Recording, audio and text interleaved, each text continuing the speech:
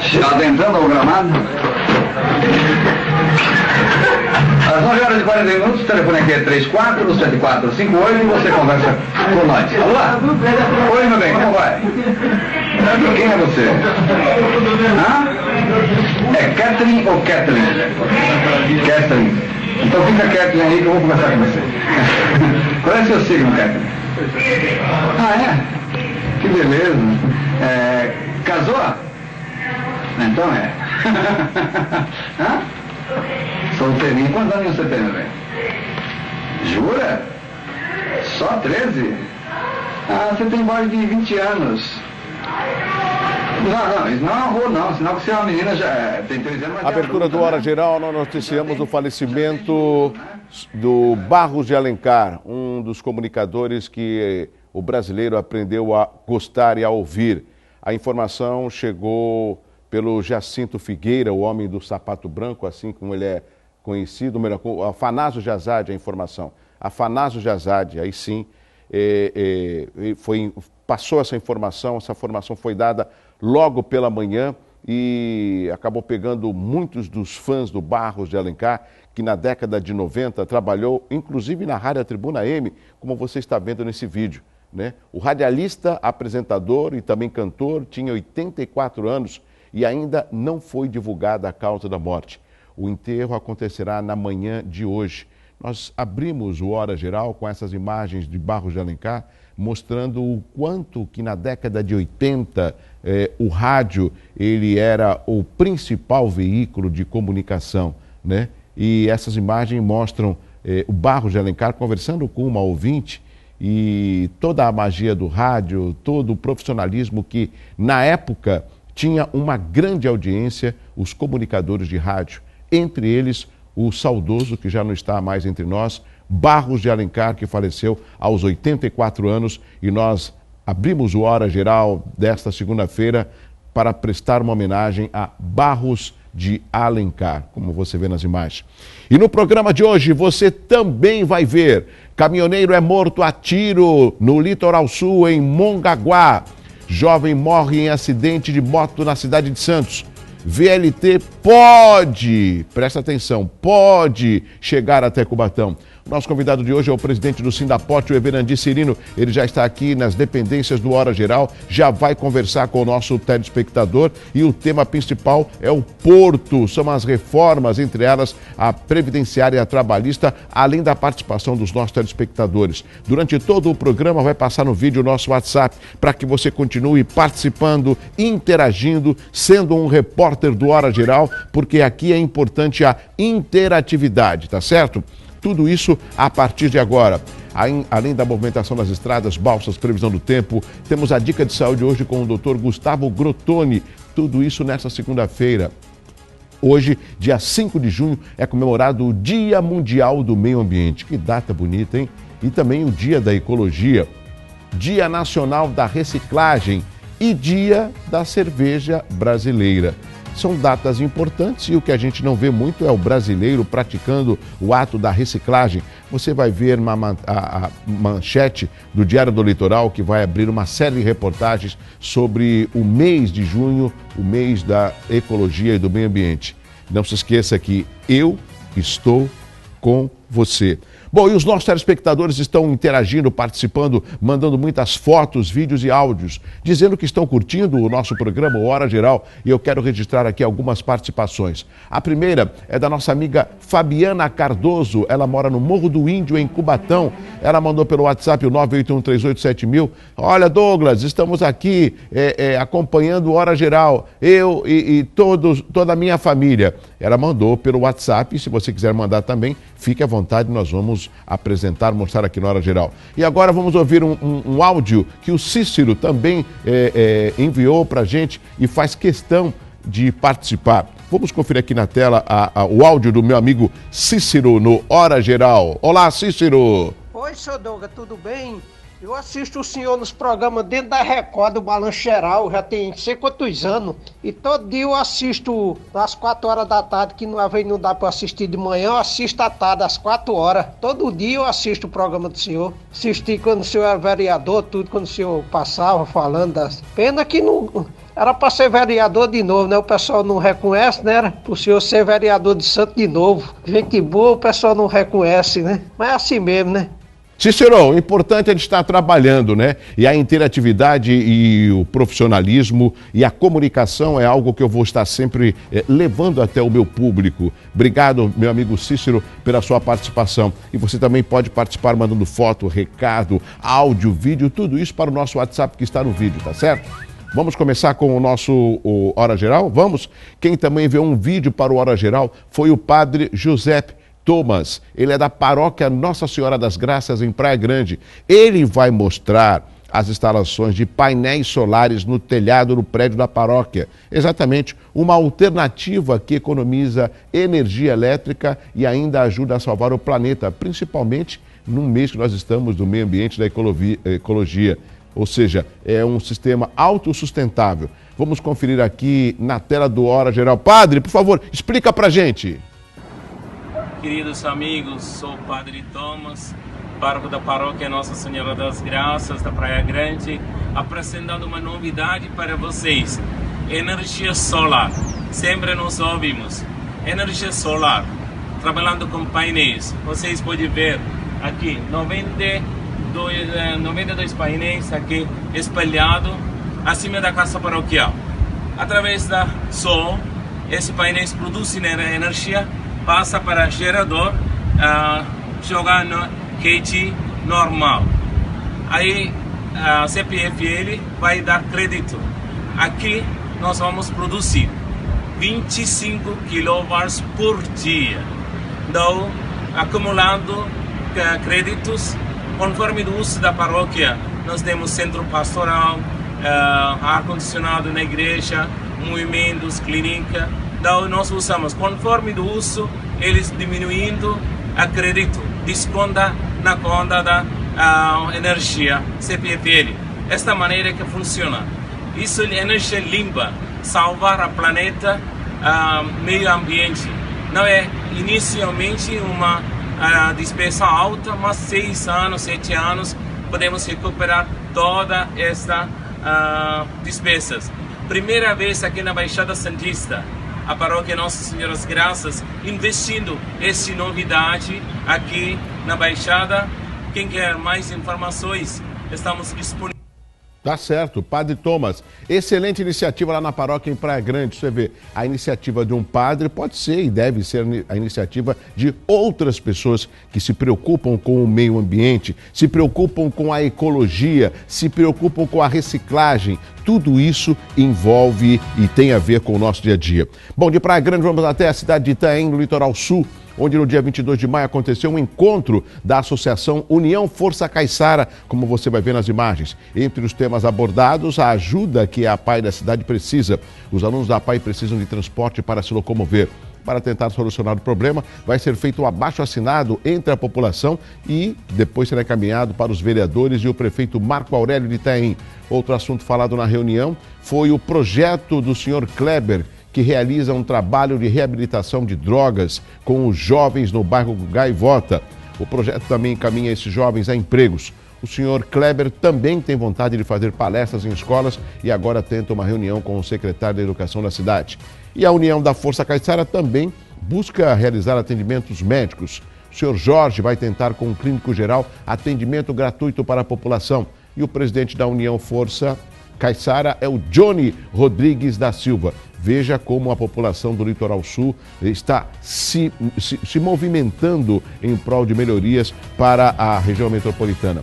E voltando para Santos, você lembra do problema dos comerciantes do Gonzaga, em Santos, que nós mostramos há algumas semanas? O comércio da esquina da Avenida na Costa com a Boulevard Otto Feliciano e os comerciantes que estão desesperados? A informação que tínhamos era que o local não tinha o auto de vistoria do Corpo de Bombeiros. Procuramos os bombeiros e eles informaram que o AVCB do prédio venceu no dia 23 de junho de 2007, ou seja, há 10 anos. Tentamos contato com o advogado do dono do local, mas não tivemos resposta. Enquanto isso, a população que tinha eletrônicos no local para conserto e os comerciantes que viviam naquele negócio ficam sem saber o que fazer. A nossa produção vai tentar hoje, mais uma vez, contactar o seu Luiz, que a informação que nós temos é o responsável do local, para ver se ele tem alguma novidade, alguma informação nesse sentido. E o nosso WhatsApp não para, e nós estamos recebendo também muitas denúncias. Vamos até o bairro Conceiçãozinha. A minha amiga Josilda, exatamente do Guarujá, ela enviou essas fotos aqui para nós do Hora Geral. E eles reclamam que pagam os impostos, mas a situação da rua Leônidas Castilho de Souza continua a mesma. Sem asfalto, com muita lama quando chove e com muito lixo. Nossa produção vai entrar em contato com a Prefeitura de Guarujá para saber se o problema vai ser resolvido.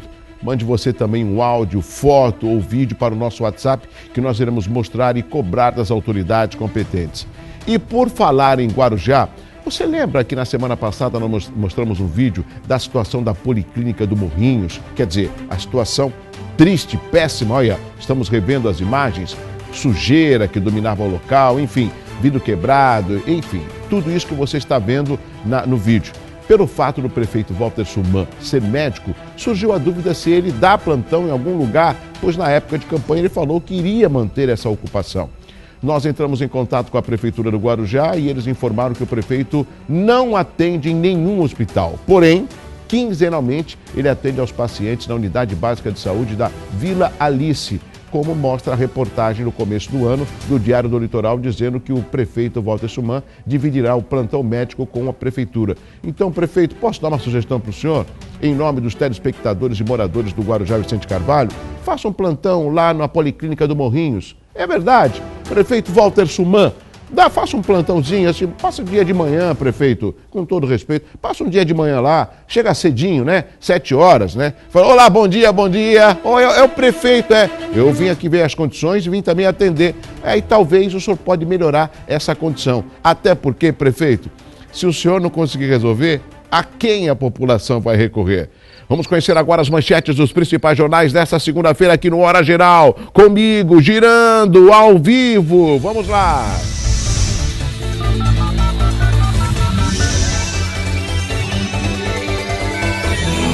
Folha de São Paulo trazendo como destaque a seguinte manchete: defesa de Temer acusa Janot de agir contra o TSE. Mais uma vez os telespectadores perguntam, Douglas, que show que estava tendo aí? Bom, na realidade, essa é uma imagem das 18 horas e 2 minutos do Largo da Batata, que abriga o show que reuniu manifestantes e grupos de esquerda pedindo a queda de Temer e direta já. Cantores como Mano Brown e Chico César se revezaram no palco. E aí, milhares de pessoas, a foto fala por si só. O Estado de São Paulo trazendo como destaque a seguinte manchete aqui no Hora Geral. Janot quer constranger TSE, diz defesa de Temer. Jornais locais, Jornal A Tribuna mostrando como destaque a seguinte manchete: falta de repasse ao INSS afeta a aposentadoria. E lá em cima, a foto cabisbaixo do Dorival Júnior, que iniciou sua segunda passagem pelo Santos em 2015 e a primeira foi em 2010, e Elano, que assume o time interinamente. Diário do Litoral, trazendo como destaque aqui no Hora Geral, o caminho do lixo, uma excelente reportagem. Em homenagem ao Dia Mundial do Meio Ambiente, comemorado hoje, o Diário do Litoral preparou uma série de matérias que serão publicadas durante todo o mês sobre um dos principais problemas que assolam a Baixada: o descarte dos resíduos sólidos, com previsão de encerrar as atividades em 2020. O Sítio das Neves é o único aterro da região. Agora, os municípios correm contra o tempo atrás de possíveis soluções. Excelente reportagem do Diário do Litoral. Deixa eu ver aqui a parte de baixo do Diário do Litoral. Olha lá. Santos abre a série e mostra o caminho que o lixo percorre até chegar ao aterro. Dorival é demitido do Santos. Levir Coupe está na mira. Prefeitura tem 90 dias para acabar com exploração infantil. Essa iniciativa provocou, e aqui eu quero parabenizar mais uma vez toda a equipe do Diário do Litoral, meu amigo Carlos Raton, por essa reportagem investigativa, né, que acabou trazendo aí, deflagrando uma triste realidade do centro de Santos, que é a exploração infantil, né, sexual infantil no centro de Santos, e a partir de hoje a Prefeitura de Santos tem 90 dias para acabar com essa exploração. Foi firmado um TAC, um termo de ajustamento de conduta, para que a Prefeitura possa cumprir aquilo que foi acordado junto com o promotor da infância e da juventude. Temos o Jornal da Hora?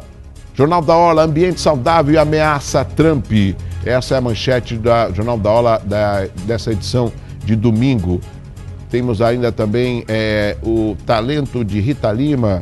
E tem também, o que o Paulo Maluf está fazendo aí? Rouba, mas faz. A diferença entre Lula e Maluf. Meu Deus do céu. Tem que rir, né? Mas na verdade tem que chorar. Porque aceitar uma frase como essa, né? Rouba, mas faz, que por muitos anos ficou patenteado, né, pelo Maluf, né? Ou seja, eu não quero conceder a um político que ele possa fazer, mas também possa roubar. Ele foi eleito para fazer, com imparcialidade. É aí que o político, às vezes, perde um pouco da sua respeitabilidade. Jornais, tem mais jornais? Temos o Expresso? Deixa eu ver. Tem o Jornal do Guarujá, do meu amigo, outro dia eu falei, Walter, Valdir Dias. Grande Valdir Dias, agora não errei não, olha lá.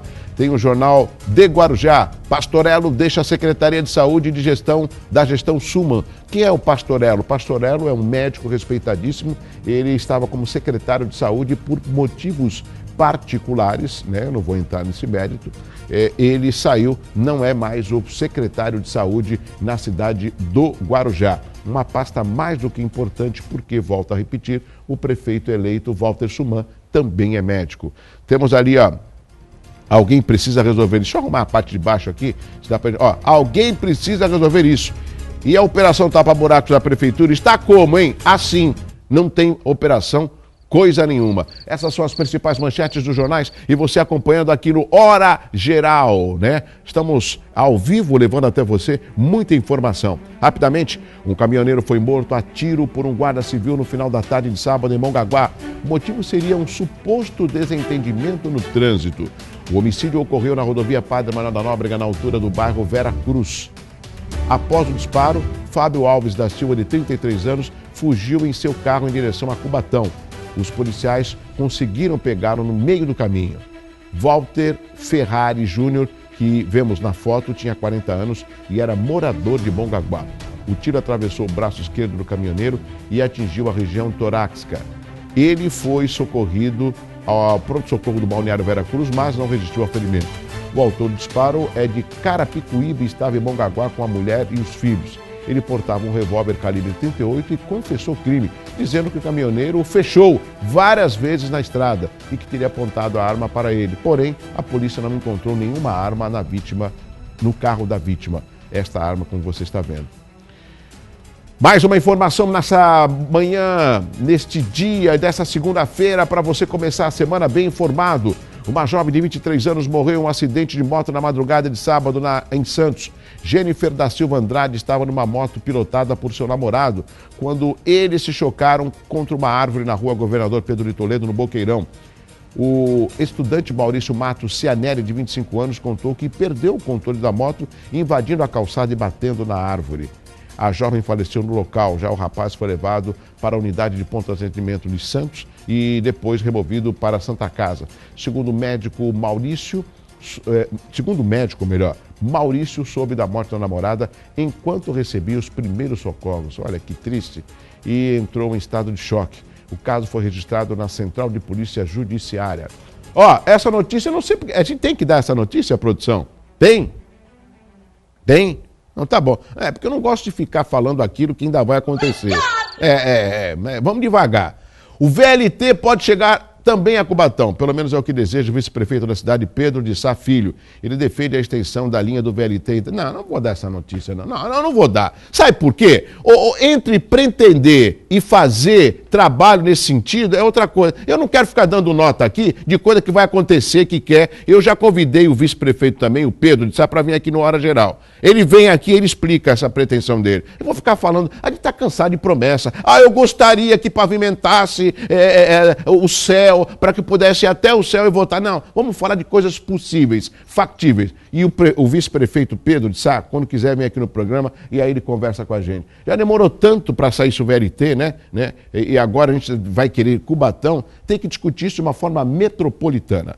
Vamos conhecer agora como que está a movimentação, o trânsito e a movimentação das estradas aqui no Hora Geral. Trânsito. Apoio. Plano de Saúde Santa Casa de Santos. O melhor atendimento em plano de saúde. Tráfego normal no sistema Anchieta Imigrantes, operando no esquema 5x5 com pontos de lentidão na chegada a São Paulo. Na Cônico Domênico Rangoni, na Padre Manuel da Nóbrega, o trânsito segue normal. Ponta da Praia, produção do Hora Geral informa que tem 7 embarcações entre Santos e Guarujá, uma Guarujá Bertioga e São Sebastião e Ilhabela no litoral norte, 3 embarcações com boa visibilidade. Rodízio hoje, veículos com placas finais 1 e 2. Ô Douglas, e o tempo, hein? Uma nova semana que se iniciou ontem, hoje é segunda-feira. Será que vai fazer um bom tempo? Vamos saber agora no nosso radar meteorológico.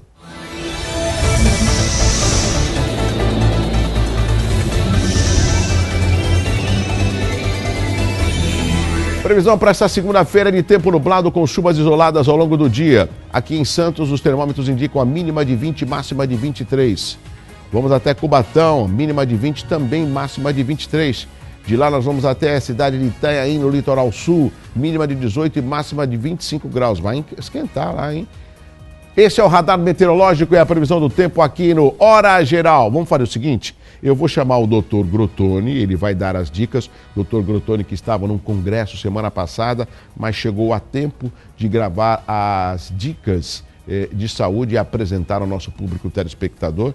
E na sequência do Dr. Gustavo Grotoni, eu já vou chamar um intervalo comercial e nós vamos trazer o nosso convidado de hoje, o presidente do Sindaporte, o Everandi Cirino. Se você conhece o Everandi, já sabe, ele fala mesmo, ele fala aquilo que pensa, ele fala aquilo que é real, principalmente a um segmento portuário. E você que é trabalhador portuário ou tem família que trabalha no porto, pode fazer perguntas pelo 981387000, tá certo? Este é o Hora Geral. Saúde, apoio, Hospital de Olhos Grotoni. Pra perto, pra longe, pra você.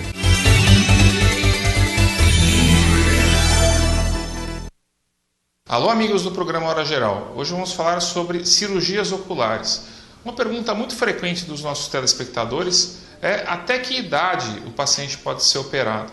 Bom, idade não existe necessariamente para cirurgia ocular. A gente tem pacientes que são bebês recém-nascidos que necessitam de cirurgias e tem pessoas que são muito idosas, com 90, quase 100 anos de idade, que também necessitam de cirurgia. O que muda é o tipo de cirurgia.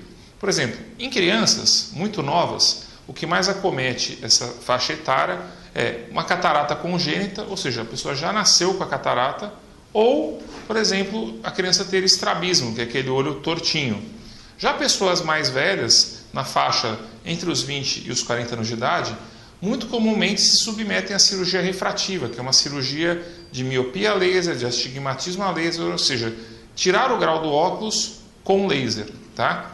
Já pessoas entre os 40 e os 70 anos de idade se submetem a outros tipos de cirurgia, como, por exemplo, a correção da presbiopia, que é a vista cansada, ou a cirurgia de catarata numa idade um pouco mais avançada. A cirurgia de catarata ela também é indicada em pessoas mais velhas, porque é uma das patologias mais comuns nessa idade. Já pessoas entre os 70 e os 90 anos de idade estão mais sugestivas à degeneração macular, que é tratada com injeções intraoculares de drogas específicas para esse uso. Bom, meus amigos, é esse o recado do Hospital de Olhos Grotoni para vocês. Até mais. Já estamos de volta com Hora Geral e agora eu vou apresentar o nosso convidado de hoje, o Everandi Cirino. Ele é um grande amigo meu, apenas a gente diverge com relação ao time que ele torce e o time que eu torço. Eu nunca escondi que eu sou santista, mas ele é um corintiano, eu não diria que não é fanático. A gente vai lá no Sindaporte, no sindicato, entra na sala dele quando ele oferece um cafezinho, o que tem ali de distintivo do Corinthians, né, de posto do Corinthians, mas mesmo assim eu não deixo de respeitá-lo. Tudo bem, Everandi? Bom dia, Douglas. É um prazer estar aqui, né?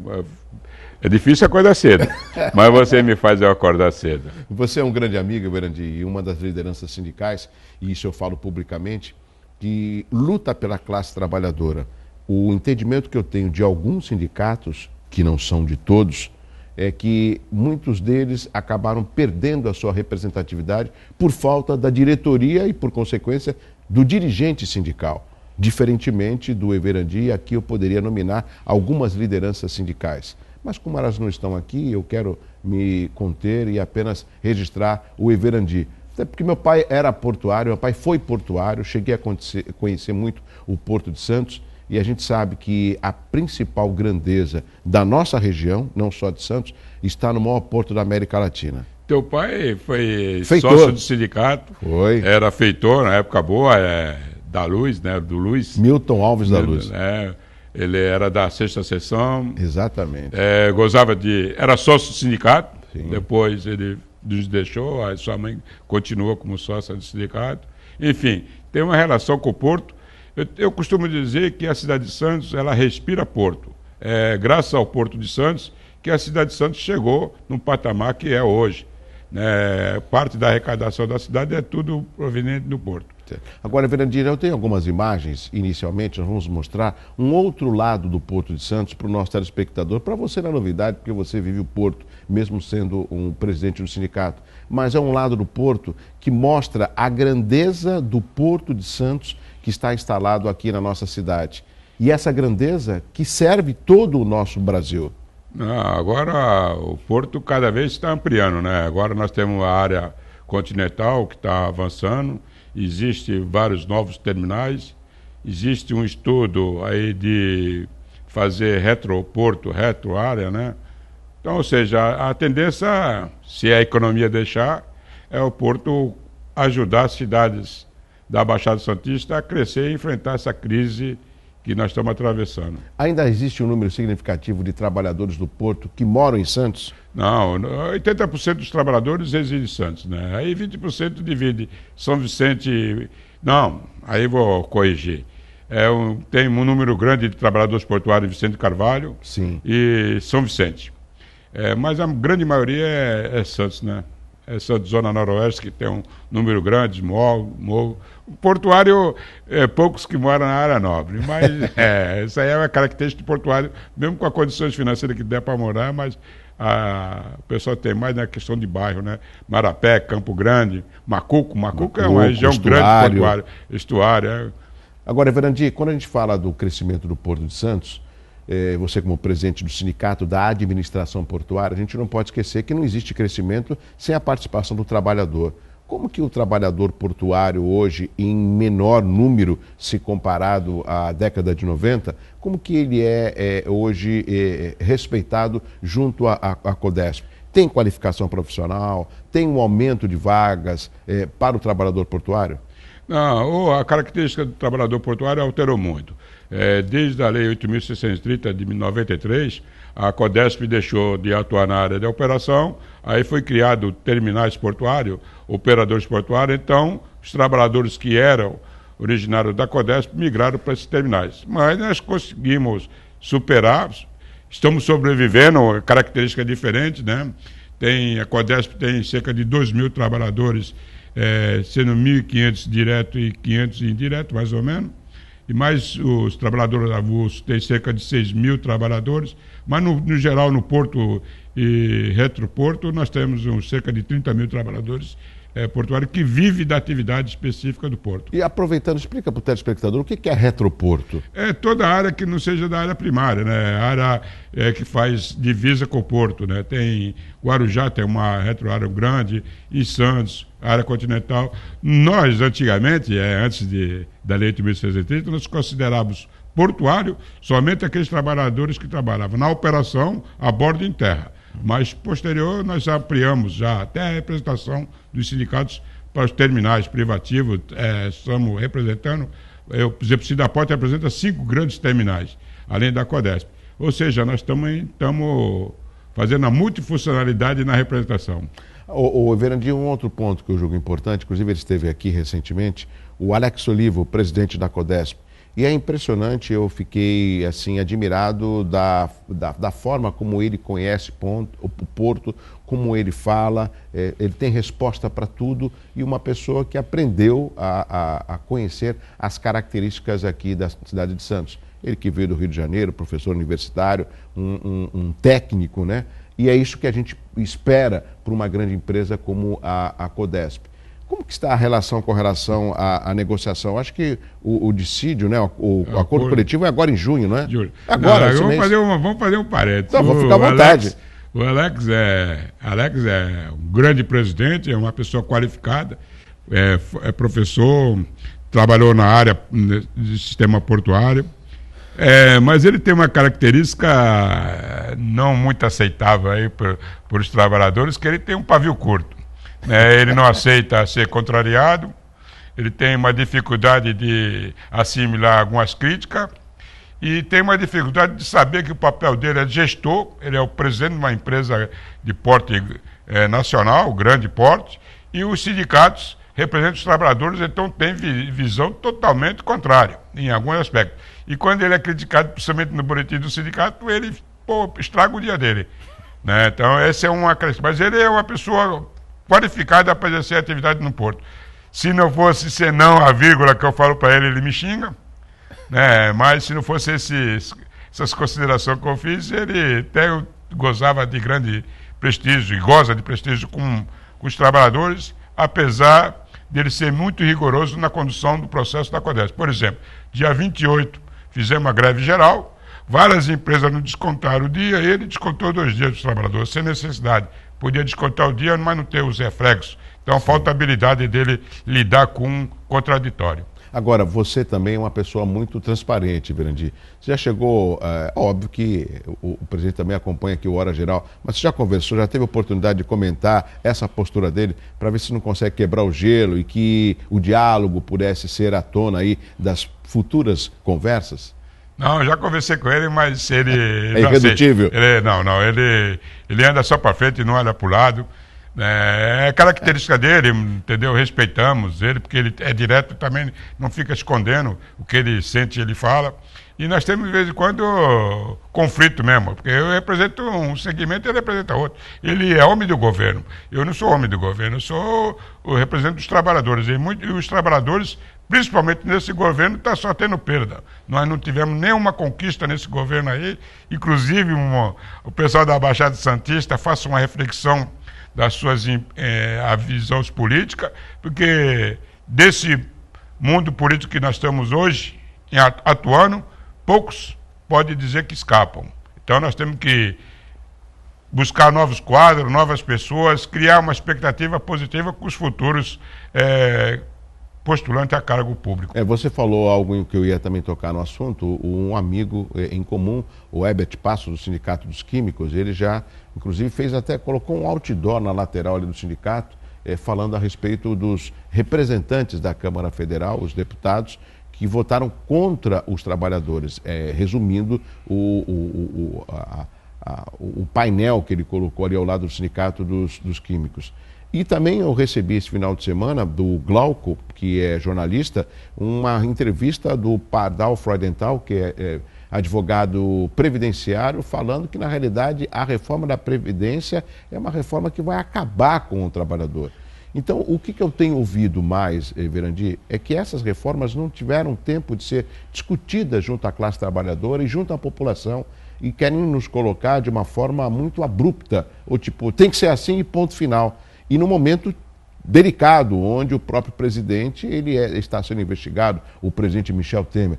Você acha que essas reformas deveriam aguardar passar esse momento turbulento do país, ou de promover audiência junto à população para que a maior parte dos trabalhadores conhecesse essas reformas? Houveram proposta de 3 alterações, que vai encher os trabalhadores, a sociedade em geral, não só os trabalhadores. A questão da privatização, da terceirização, que vai tirar direitos dos trabalhadores. Sim. Essa já passou, já foi sancionado, só precisa regulamentar algum aspecto.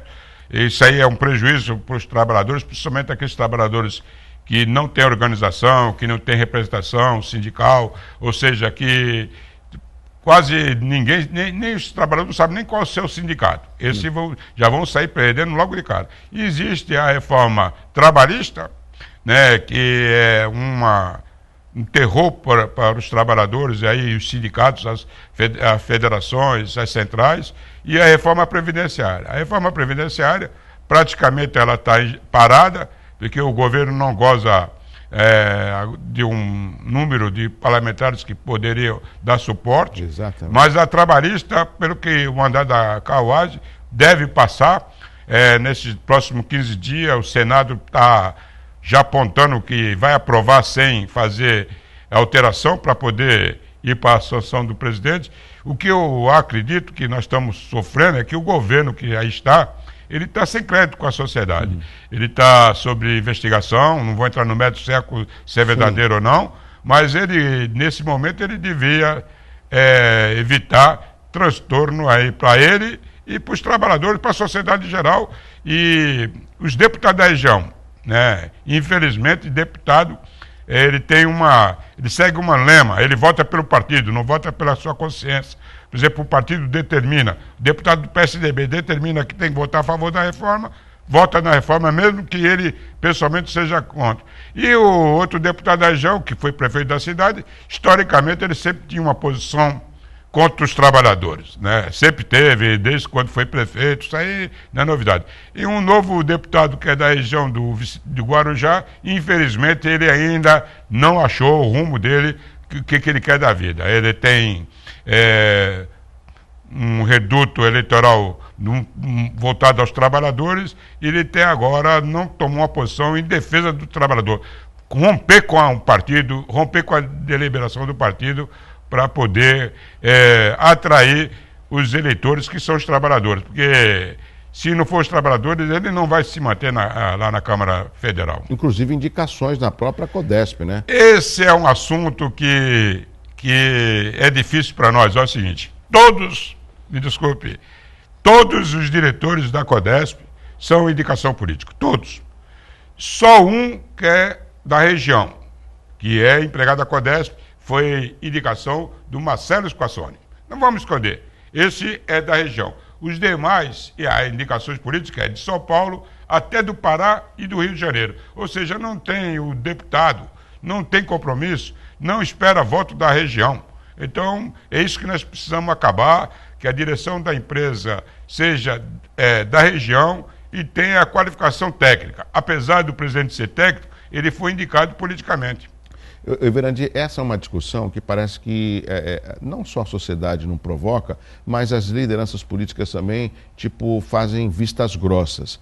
Nós tivemos aí um triste número de demitidos na Uzi Minas. Foram mais de 4 mil funcionários.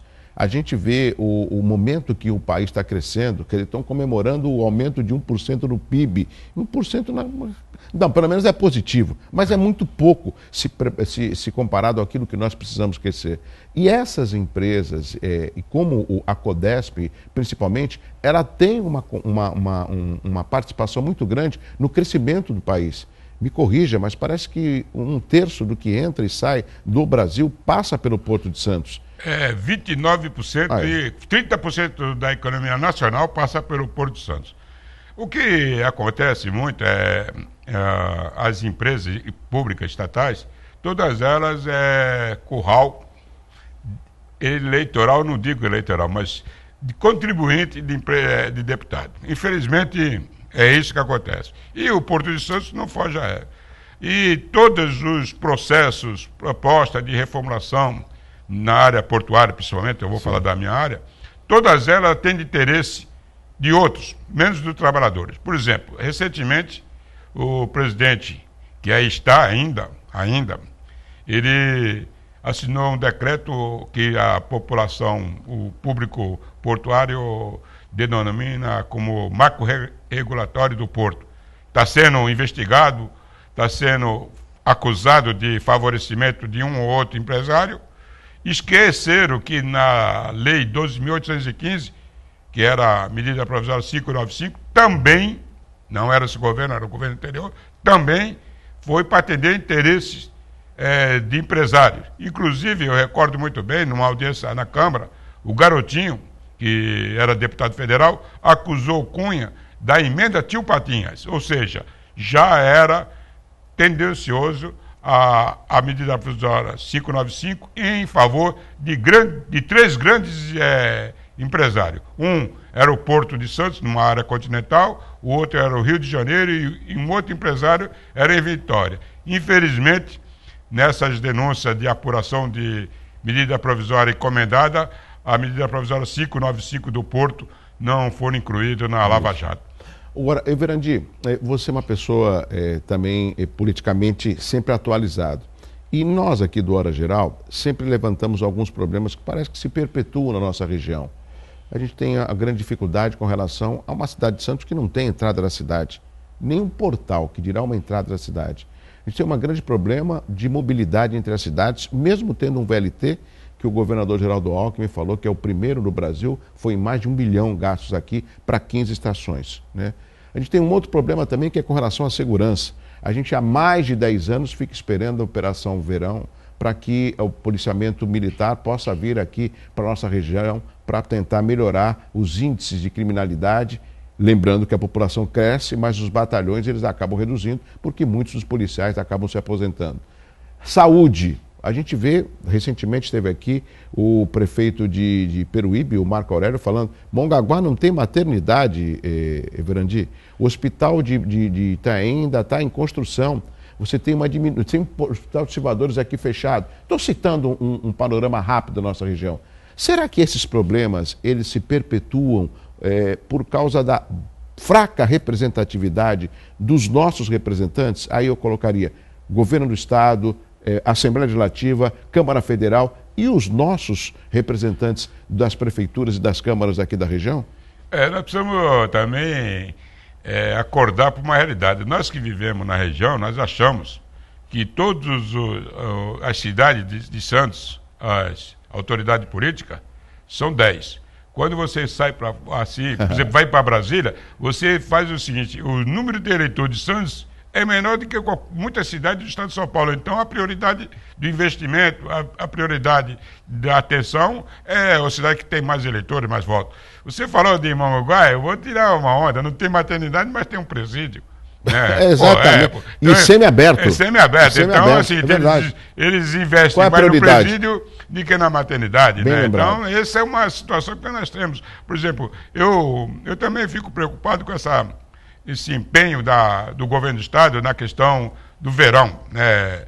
A policiamento mais reforçado no verão. Tem que ser no dia a dia, porque a cidade de Santos, São Vicente, Praia Grande, Cubatão, também e Guarujá, necessita de um policiamento mais presente no dia a dia dos moradores, porque não é só para dar cobertura de segurança para os turistas. Nós que residimos na cidade, nós merecemos uma atenção do governo do estado de São Paulo. Eu fico muito chateado, para não falar uma outra palavra, em respeito ao telespectador, quando eu vejo algumas lideranças, alguns chefes executivos, sempre dá uma desculpa, nós estamos passando por um momento difícil da economia, quer dizer, então significa que não teve planejamento. A pessoa que dá uma desculpa dessa não tem um planejamento, porque são prefeitos que foram eleitos, mas outros que foram reeleitos, outros poucos. E deveria ter aí uma palavra que você falou muito bem e que foi inclusive uma palavra-chave para a eleição do Dória, que é a tal gestão, que muito se fala, mas a gente não vê na prática. Nós temos que tomar cuidado para não fazer propaganda do Dória, que o Dória é mais um que vai, logo a população vai perceber. E aí, aproveitando a sua deixa, que você me dá esse espaço, você vê que a cidade de Santos é engraçada. Ela era considerada uma cidade vermelha, historicamente uma cidade de luta, tinha uma militância independente de partido político ativa. E em Santos eu vejo que cresce cada dia mais um candidato a presidente da República totalmente com a exposição contrária à que a população de Santos tem. Isso é para a cidade de Santos, São Vicente da Baixada, dar uma reflexão nessa história aí, porque nem tudo que reluz é ouro, nem tudo que balança cai.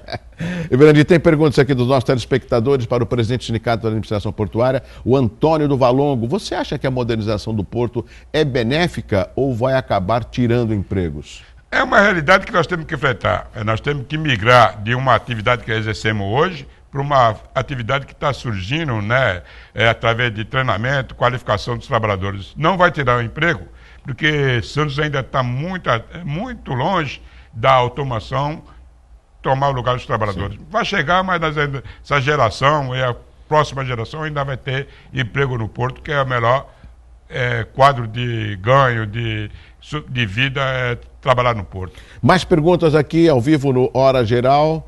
Deixa eu ver aqui a próxima pergunta. O Marcos do Boqueirão da Praia Grande.